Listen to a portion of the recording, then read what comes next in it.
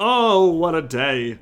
What a lovely day. Witness VALKIA the Gorequeen's ascension and the buddy cop sitcom she stars in with her friend Losifax, the decapped demon prince of Slaanesh, as the Champions of Chaos embargo drops right now. Khorne is pleased because all his favorite peoples are spilling blood in his name, and the Knights of the Brazen Throne have blacked out juggernauts and souls as dark as their mounts. Edgy stuff. But edge is just what the Doctor ordered for the Chosen of Karnath when they're facing down a heavy metal Dark Elves build led by Assassins and Executioners. The Blades of the Blood Queen, Blackguard of Nagorond, and a Death Hag will test their mettle against the Masters of Close Combat. So VALKIA is finally here, and she can be played both with the Warriors of Chaos and the Mono Gods in custom battle and multiplayer. And as a Khornate Valkyrie, she has a scary stat line befitting one of her station. She's a fast-moving aerial duelist that typically wants to be hunting down enemy monsters or lords with her 20 bonus versus large, and her Spear Slapnir is a wind spell that will delete around half the HP of elite units like Executioners or Swordmasters. I believe it's around 50% armor piercing. The Demon Shield is a still-living disembodied head of a Demon Prince of Slaanesh that makes her invulnerable to damage for 13 seconds, which allows her to get around free attacks off or so without an opponent being able to hit her back, and the Gaze of Khorne passively buffs nearby allies, while the Scarlet Armor saps her enemy strength, negating some of their weapon damage and building in intensity the more she kills.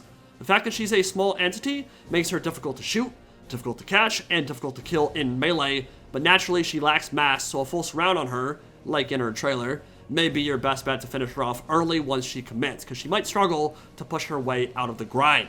She's got a lot of style and a lot of killing power, so let's see what she can do on the battlefields of Warhammer 3.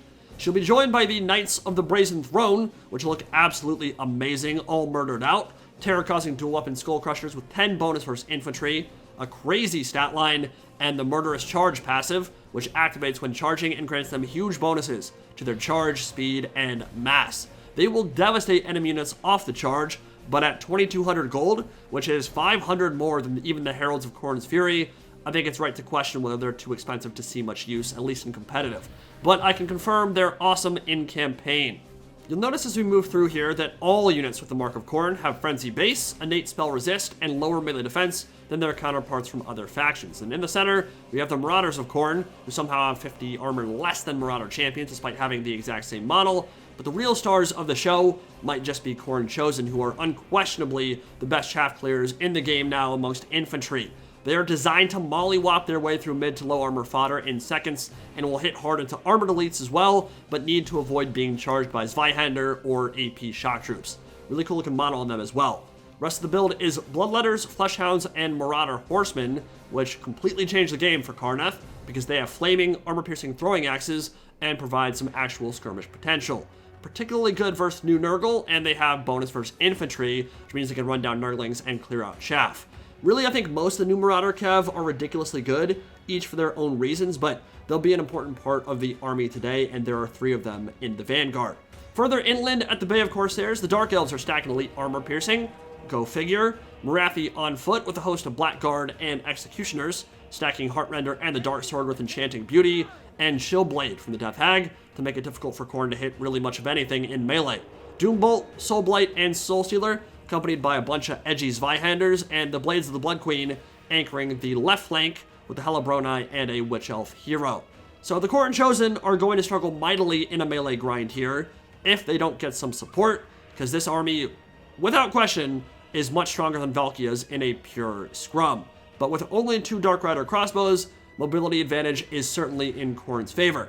Also a fun little pick in the back, Khainite Assassin with Web of Shadows for bursting down characters, and Assassin's Trophy for dueling when VALKIA comes in for the kill. Also has a pretty powerful hand bow, so being able to shoot in from the flank, even into the Skull Crushers, might be able to do some decent damage.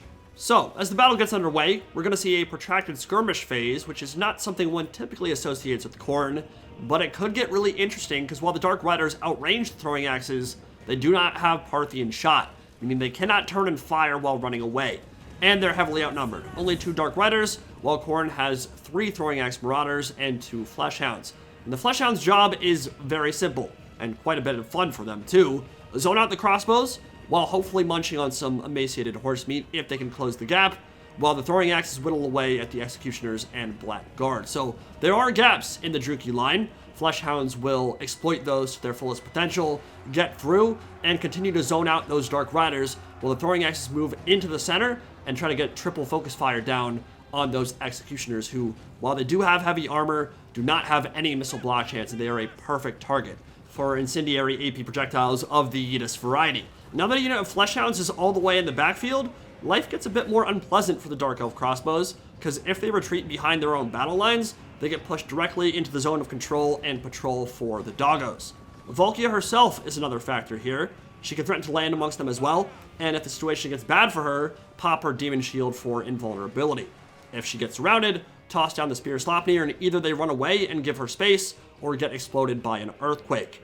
There is some good return fire coming from the Dark Riders though, landing some solid volleys amongst the Marauder Cav, while Executioners are bonked in the head by Flaming Axes and are down about a fourth of their health already. Fleshhounds continuing to bait, continuing to zone out the Dark Riders, but they are right to not be in skirmish mode at the moment, because all that would do is essentially give you less control over your skirmishers and might put them in the danger zone if the Fleshhounds are waiting on the other side. So definitely don't want to use skirmish mode, generally, really ever if you can avoid it, but especially not in a situation where there are fast, mobile, hyper damaging units on both sides that could sandwich you if they run the wrong direction.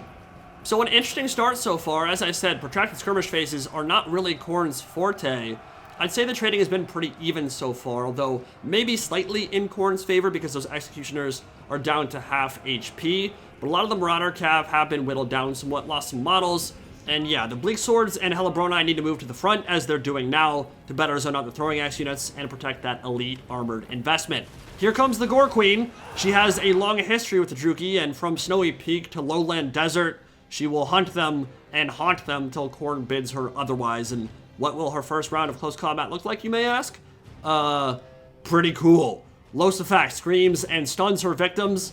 Dudes getting ragdolled, then gutted by a big-ass spear and dropped from the top of hell in the cell. Blood for the Blood God, indeed. VALKIA showing some serious style here, in and amongst the Bleak Swords, who actually have a bunch of ears dangling off their person. Not very nice. Demon Shield activated to make her invulnerable, and the Spear Slopnir unleashed, rending the ground apart in an earth-shattering affair.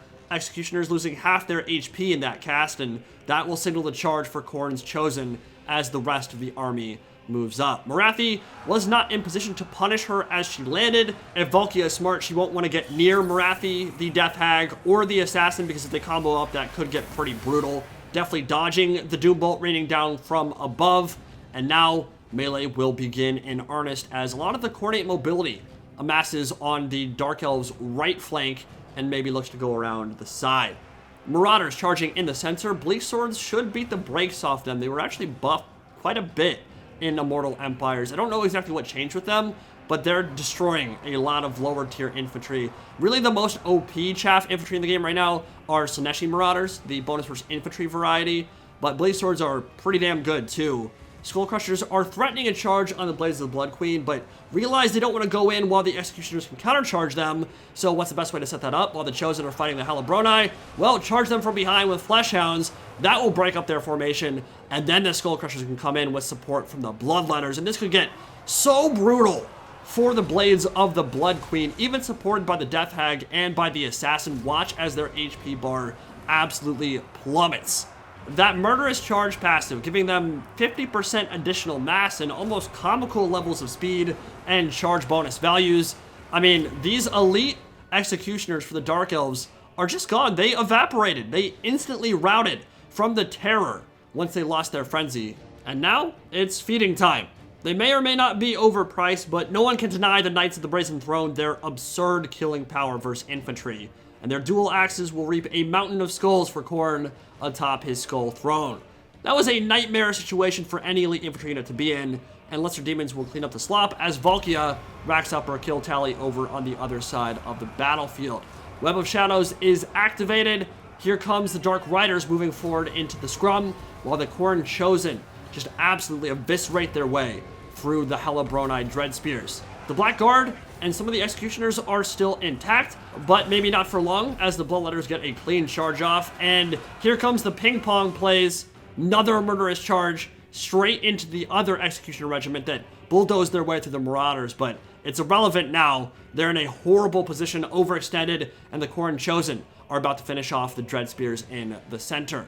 They're in their element right now. Decapitations going off everywhere, but Murderous Prowess has activated for the Dark Elves, and that might allow them to trade a little bit more cost efficiently in these engagements, although Skullcrushers certainly have something to say about that. The Knights of the Brazen Throne about to get hit by a Soul Stealer from Morathi. The 25% spell resist will certainly help out a lot on that front. VALKIA is in and amongst a bunch of Executioners and Blackguard of Nagorond. Morathi is debuffing her stats quite tremendously, so I would not expect her to stick around in that fight for too long here. And the Marauder Cav realize the Dark Riders have more ammunition.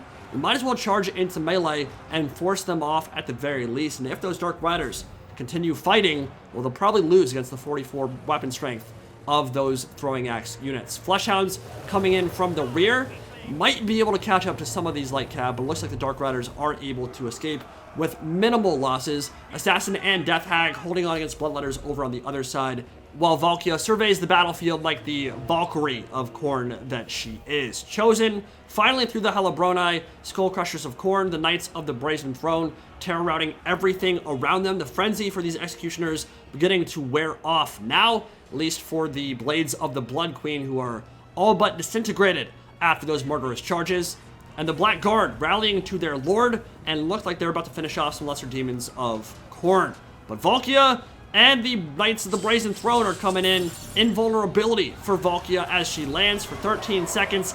Another amazing murderous charge straight into the flank and rear of those Black Guard of Nagorond, but might be a situation where the Elite Halberds give as good as they get. That murderous charge and that increase to mass when they make contact can push you further, deeper into the formation, and then you have a lot more Elite Halberds in base contact chunking into you. And yeah, the Skullcrushers took a lot of damage there, but so did the Black Guard.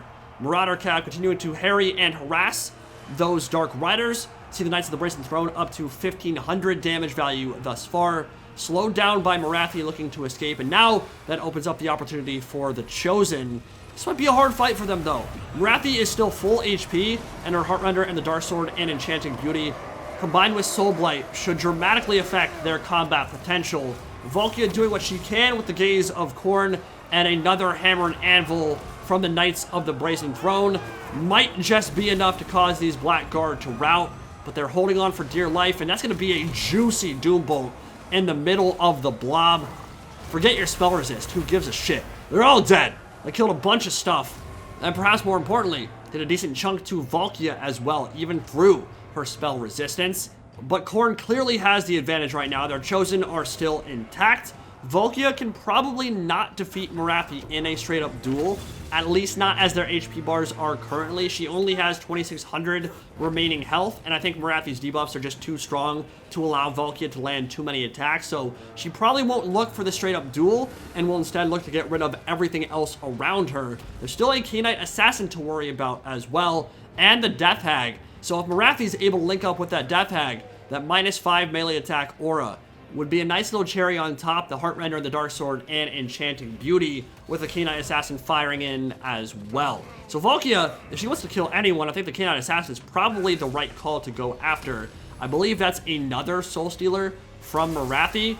There have been a lot of casts of that this game. It's always been one of her strongest suits. She's able to cast that over and over and over again, but it's certainly going to be less impactful when you're going up against the spell resistance of Khorne. Death Hag and Morathi charging after the Khorne Chosen, who went none of this action. They're fleeing, but the Hag Queen says, "Taste my halberd, Khornate scum." Fleshhounds charging in from the rear, and now this might be VALKIA the Gore Queen's chance for ascension. Yeah, Morathi's in a bad spot. Death Hag is certainly not going to be able to do enough to get through invulnerability for at least the next 13 seconds. Another Soul Blight going down too. Morathi just has an almost limitless supply of Winds of Magic, it seems. But now, with all the characters isolated, even though Morathi is winning the duel against VALKIA and the Gore Queen's dropping real low, Marauder Cav can charge in. Assassin fully surrounded by Chosen and Fleshhounds. Horde of Khorne activated for +24 melee attack, and that's going to be the end of the battle. Army losses will set in momentarily, and the mass rout for the Juki will begin in earnest. So, Khorne showing some teeth in that battle for sure. was very impressed with both the skirmishing potential, those Marauder Cav display, especially when linked up with the Fleshhounds of Khorne to zone out enemy skirmishers. Very potent combination, and Valkia herself did great. 2,000 value, 2,000 on the Knights of the Brazen Throne as well. Chosen racking up 155 kills, although not too many of those were against super high value infantry. Still managed to get 1,500 damage value themselves. I like the idea from the Dark Elves. I will say I think they really needed a unit of Cold War Knights or something to patrol in the rear, something that can deal with Fleshhounds. Yes, a Cold War Knight unit is going to get absolutely butchered by the Knights of the Brazen Throne and a Fleshhound charge from the rear, anything like that, but you need something with mass to either pin down Valkia or an Exalted Bloodthirster, or just the Fleshhounds and prevent them from running rampant in your back line. Not having any mobility on his side of the field besides the skirmishers themselves, which obviously can't commit to melee, was definitely problematic. Anything to tie them down would have been helpful, and the extra bonus for Slarge and armor piercing from those Cold War Knights probably would have helped out a lot. I think the character idea was a good one. It made it quite difficult for Valkia to get good engagements once the initial battle line started breaking down and she was forced to get close to Morathi. Not a whole lot she could do in those kind of scenarios, but the Blades of the Blood Queen, them being positioned on the flank, rear charged by Fleshhounds, and then run over by the murderous charge of the Knights of the Brazen Throne. That was a pretty disgusting combination, and I'm not sure I've ever seen an elite infantry unit evaporate that quickly in melee. Certainly, I've seen it happen with an Overcast Pit of Shades or an Infernal Gateway, that kind of thing, but in CQB, I think even though those 2,200 gold Knights of the Brazen Throne are not going to see too much play in competitive, I think they're just way too expensive for what they do. We'll maybe discuss that a little bit later, but I think that their killing power is really impressive, and they're certainly a hell of a lot of fun to use.